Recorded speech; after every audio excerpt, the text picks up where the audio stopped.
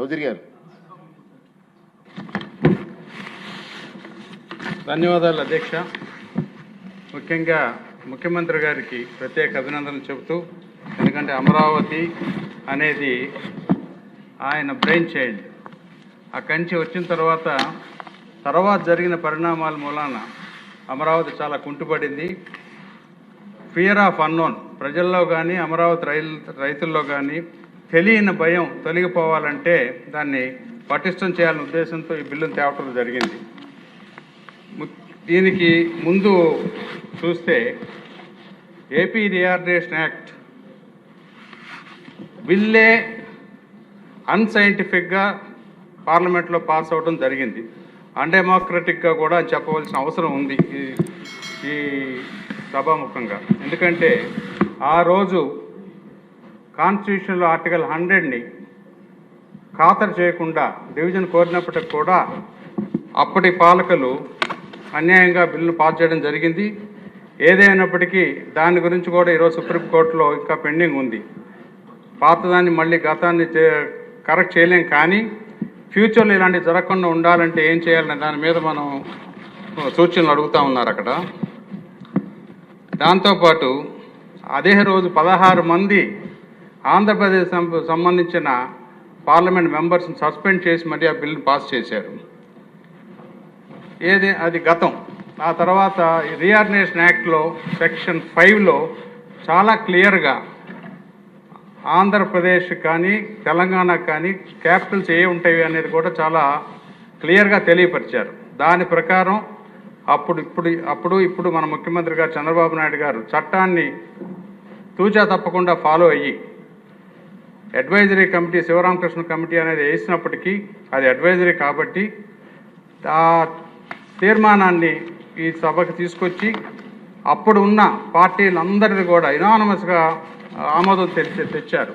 ఈరోజు ఉన్న పార్టీలతో పాటు ఈరోజు మనకి జనసేన పార్టీ కూడా ఉంది. ఆ రోజు కౌన్సిల్లో కాంగ్రెస్, లెఫ్ట్ పార్టీలు కూడా ఉన్నాయి. అంత యునానిమస్గా తీసుకొచ్చి చట్ట ప్రకారం రెజల్యూషన్స్ పాస్ చేసి ఆ తర్వాత సిఆర్డిఏ చట్టాన్ని తీసుకొచ్చి ఆ తర్వాత గవర్నమెంట్ ఆఫ్ ఇండియా తెలియపరిస్తే అప్పుడు నేను కూడా గవర్నమెంట్ ఆఫ్ ఇండియాలో మంత్రిగా ఉన్నప్పుడు దాని మీద ప్రయత్నాలు చేసి సర్వే ఆఫ్ ఇండియాకి నేను ఇన్ఛార్జ్గా ఉండటం మూలాన సర్వే ఆఫ్ ఇండియాలో గవర్నమెంట్ ఆఫ్ ఇండియా మ్యాప్, మన భారతదేశం యొక్క మ్యాప్లో కూడా మన అమరావతిని క్యాపిటల్ సిటీగా మనం పొందుపరిచి ప్రింటింగ్ కూడా చేసాం.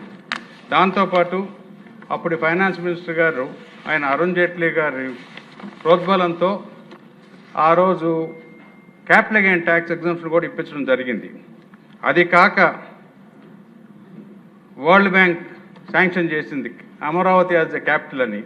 దీంతోపాటు గవర్నమెంట్ ఆఫ్ ఇండియా నుంచి క్యాపిటల్ సిటీ గురించి అనేక ఫండ్స్ కూడా ఇవ్వడం జరిగింది. సెంట్రల్ గవర్నమెంట్ ఆర్గనైజేషన్స్ ఎన్నో ఇక్కడ ఆఫీసులు కొనుక్కున్నారు. అవన్నీ చేసినా కూడా మళ్ళీ తర్వాత దురదృష్టవశాత్తు 2019లో వచ్చిన ప్రభుత్వం ప్రజాస్వామ్యంలో శాసనసభ అనేది ఒక దేవాలయం. ఈ దేవాలయంలో ప్రజాస్వామ్య భారత రాజ్యాంగ చట్టాన్ని తుంగలో తొక్కి వాళ్ళ ఇష్టానుసారం బిల్లులు తీసుకురావటం అవన్నీ కూడా చేశారు. కాబట్టి డెఫినెట్గా ఎంత అన్యాయం అంటే అసలు చట్టాన్ని మూడు క్యాపిటల్ చట్టం తీసుకురావడానికి ఎటువంటి రకమైన అధికారం లేదు. ఏదైనా ఉంటే పార్లమెంట్కి వాళ్ళు రిఫర్ చేసి తీసుకురావాల్సిన అవసరం ఉంది. అది కాకుండా చేయటమే కాకుండా 100 కోట్లు ప్రభుత్వ ధనాన్ని కూడా వృధా చేశారు.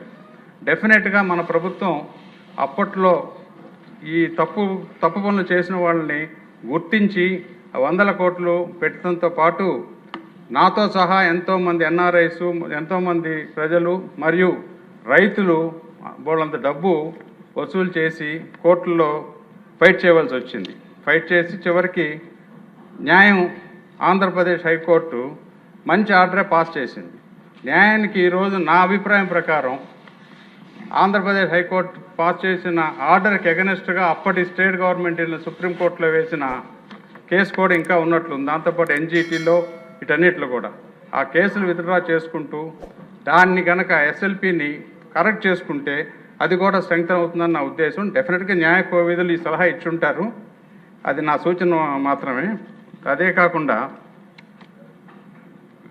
ప్రభుత్వం కూడా ఒక చిన్న కమిటీని అపాయింట్ చేసి, టాస్క్ ఫోర్స్ కమిటీని, రైతులు ఇంకా చాలామంది అనేక రకాలుగా ఇబ్బంది పడుతున్నట్లుగా చెప్తా ఉన్నారు, ఒక వెబ్సైట్ పెట్టుకొని ప్రతి నెల వాళ్ళ గ్రీవెన్సెస్ని క్లియర్ చేస్తే అమరావతి రైతులు సంతోషపడతారన్న ఉద్దేశం. అది కాకుండా people also has to recognize Amaravati is not only a capital, that's also a big growth engine. ఈరోజు క్వాంటమ్ వ్యాలీ ఇవన్నీ కూడా ముఖ్యమంత్రి గారి త్వరతో బోర్డు అన్నీ వస్తూ ఉన్నాయి. కాబట్టి Amaravati is going to be the permanent capital, అందులో ఎటువంటి రకమైన అనుమానం లేదు. ఆంధ్రప్రదేశ్లోనే కాదు, ఈ రోజున జరుగుతున్న ప్రపంచంలో జరుగుతున్న పరిణామాలు బట్టి ముఖ్యమంత్రి గారి ఉద్దేశం కూడా Amaravati is going to be the next hub for the world economy. Thank you very much for giving this time.